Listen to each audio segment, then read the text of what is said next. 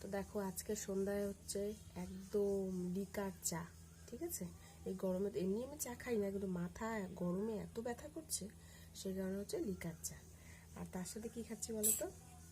এই দেখো, ডিম দিয়ে মুড়ি ভাজা। কার কার ভালো লাগে বলো তো? আমার তো সেই লাগে।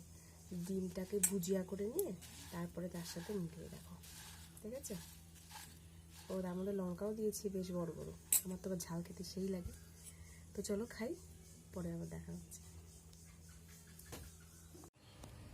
তো বন্ধুরা দেখো, অফিস থেকে আসার সময় ভাবলাম কিছু আম নিয়ে নিই। আমগুলো আজকে নিয়ে আসলাম। এটা হচ্ছে হিমসাগর আম, বুঝলে? এটা খুব মিষ্টি হয় এই আমটা, জানো? এই আমটা প্রচুর মিষ্টি হয়। এই আমটা নিয়েছি। তারপরে হচ্ছে আপেল, আরও দুটো আপেল খাওয়া হয়ে গেছে, আমার সাথে সাথে খাওয়া শেষ। আর এই গ্রিন চিলির এই আচারটা নিয়ে এসেছি। মানে মাঝে মধ্যে যদি খেতে ইচ্ছে না করে না, এই আচার দিয়ে আচার দিয়ে ভাত খেলে না মুখে একটা রুচি চলে আসে। মানে আমার তো খুব ভালো লাগে গ্রিন চিলি আচারটা, এই জন্য এটা নিয়ে আসলাম।